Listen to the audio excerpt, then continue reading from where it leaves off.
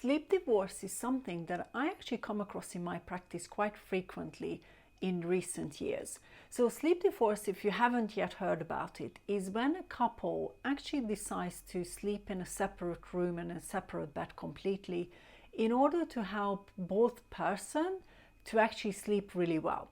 But what I see in my practice is just because one of the parts of the couple moves to a different room, it does not actually mean that they are able to fully overcome their sleep problems. It can help, but if it's not actually addressing the root cause of the problem, then it might not actually really solve the problem. So this is really what we're going to talk about in this video. I'm going to talk about a couple of different dynamics that I've seen in my practice and how I actually deal with it when a person comes to me with long-term sleep problems and insomnia who has also either already separated or thinking about separating from their other half. Now, before we go into the video, as always, welcome to my video if this is the first one you're seeing. Welcome back if you're returning and you watched a number of my videos before. And just those of you who have maybe not seen anything from me before, let me introduce myself. So my name is Beatrix Schmidt. I'm a sleep coach, a professional speaker, and the creator of the Sleep Skills for Life program. And I've been helping clients overcome long-term insomnia and sleep problems for the last 8 years. So I work with people on a one-to-one basis and the group coaching program that I mentioned earlier. And one of the main things I always share when I speak to people is I don't just come from the practitioner's perspective. I actually struggled with insomnia a number of years ago now and fully overcame it. And this is why I'm also so passionate about approaching sleep and sleep problems and insomnia from a practical perspective, because that's really the skill sets you need in order to be able to really create longevity and great quality sleep consistently for many years to come. Quick fixes, short-term solutions often don't really sort the problem out long-term. Now that we covered that, I wanted to invite you to subscribe to my channel if you haven't yet. Hit that little bell so I can let you know when I post new videos.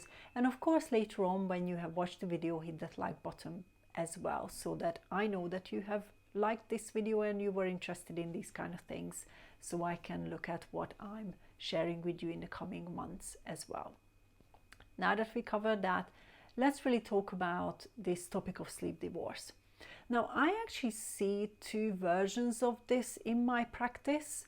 And one version is where there's intimacy, so there's sex, which often will mean that you're in the same bed, but then one of the parts of the couple will then move to a different room so that they can start their sleep in a different room. So this is where you have separated at the beginning of your night. The other version is where, and it's most often the person who doesn't sleep well or has insomnia or struggled with sleep problems long term, when you toss and turn in bed and maybe you're not able to fall asleep within a short enough period of time, or maybe in the middle of the night you wake up and you then end up moving to a different room, either on the sofa or to a spare bedroom to continue doing your best to make the most of your night. So whatever the versions are, depending on how much struggle you have. So these are the two main versions.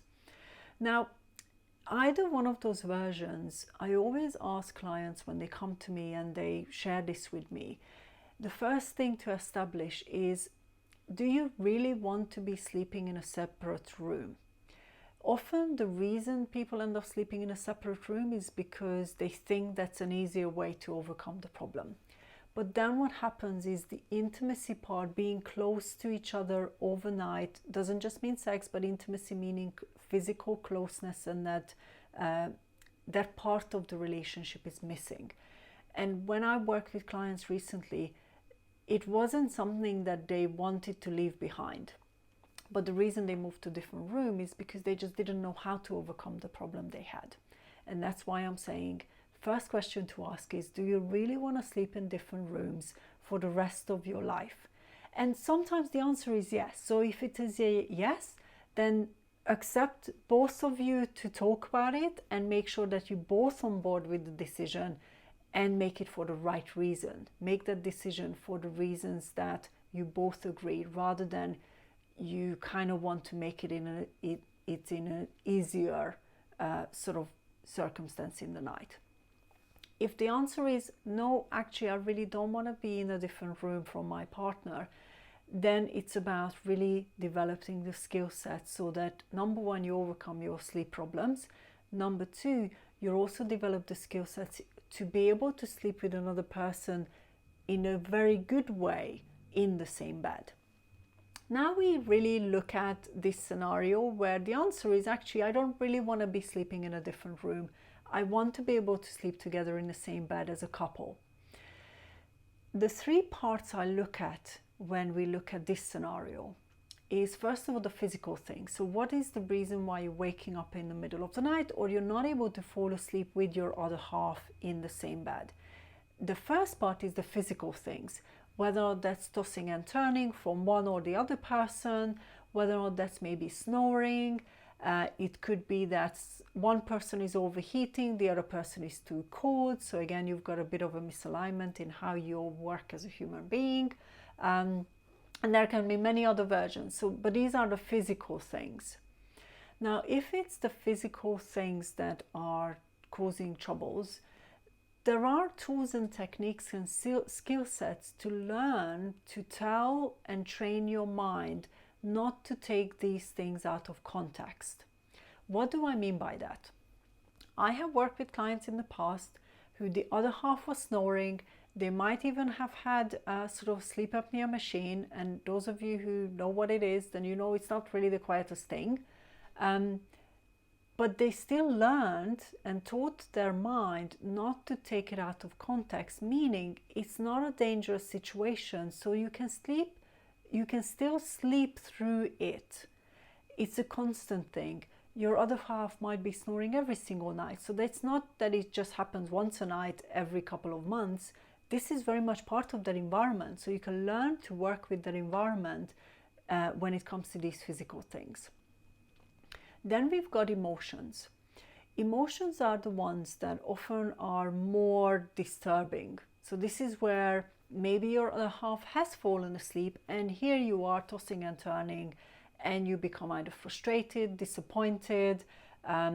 It can be positive emotions too. So maybe the intimacy and the sex part was really great and you actually get sort of more positively emotional about it. Maybe you're about to go on holiday and you just had a conversation in bed about the holiday and you're now hyped up about it. So this is where we look at that couple dynamic from an sort of the emotional perspective. Again, if you don't know how to decrease your emotion in a way that you can become neutral and relaxed enough to be able to fall asleep or sleep through the night, then that means the skill sets are missing. It's not your other half's fault that you are either excited or disappointed. It's your emotions. Whilst they might have done something or said something that might have upset you, for example, you are very capable of dealing with that emotion and coming to a more neutral place so that your sleep can actually happen in a very good way, in a way where you are relaxed enough to be able to even fall asleep or fall back to sleep in the middle of the night. So this is that emotional part, and you're completely able to develop the skill sets so that you can be more in charge of your emotions rather than let them stop you being able to sleep well. And then the third part is what I call sort of the thinking part, the mindset part, whatever is going on in your mind. So again, these are thoughts, these are maybe responses, these are things you might say to yourself when you're not able to sleep next to your other half. These are often, the themes are often quite unique in this kind of situation. Often the thoughts will be, here we go again, he or she's sleeping and I'm not. So the thought patterns is very much about this comparison. You're comparing yourself to the other person, saying, right, if they can do it, why can't I? And you're exploring the sort of what if scenarios. Another version of this is where the emotions actually then impact the thought. So you might be very disappointed or you might be upset about something, and then you end up sort of discovering different ways to deal with the situation. You might be planning ahead to say, right, because that happened comes from the emotion, but it turns into that mentality.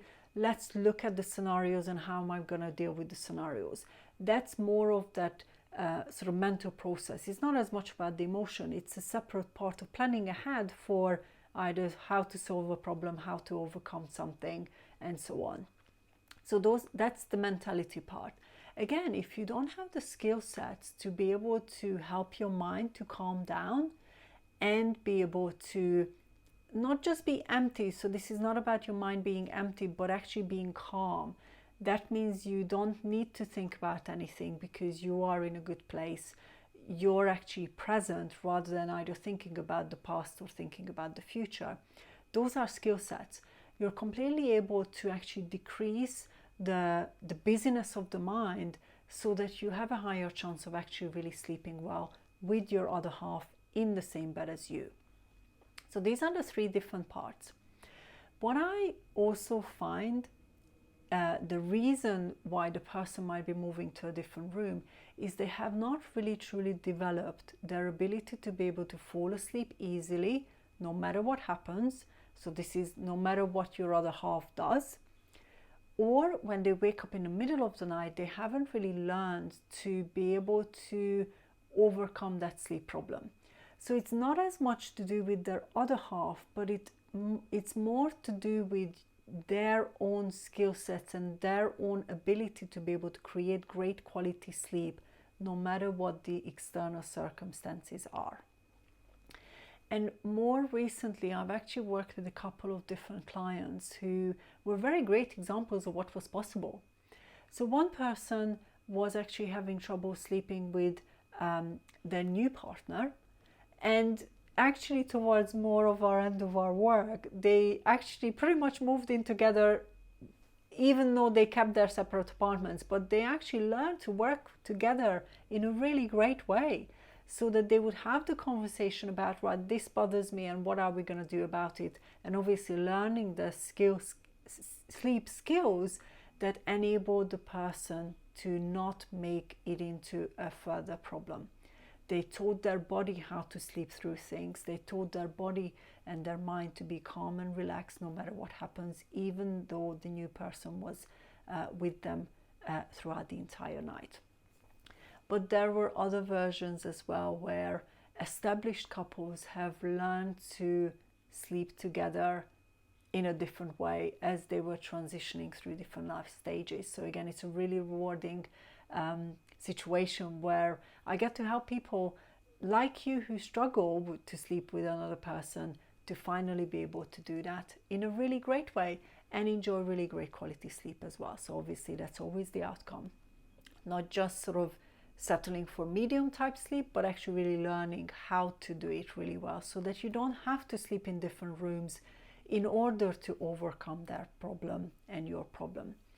And the other reason I wanted to record this video is because when I have these kind of dynamics, one of the biggest challenges for couples is when they go on holiday and they don't have the opportunity to have a separate room.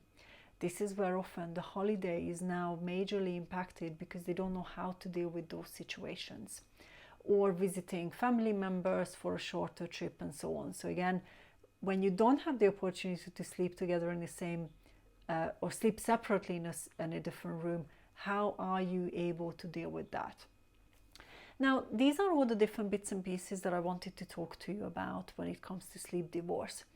There isn't a 5 steps to when it comes to this situation.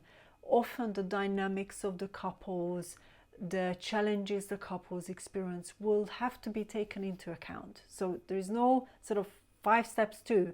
It's really just to discover what are the root causes and dealing with it, not just in a couple dynamic, but separately to make sure you can sleep well no matter what. So I hope this video has helped you to get maybe a bit of an inspiration to address the challenges that you might have in your couple dynamic, if this is something that you struggle with. And of course, if you like the video, hit that little like button below. Subscribe to my channel if you haven't yet and you liked what you heard already, and hit that little bell as well so I can let you know when I post new videos.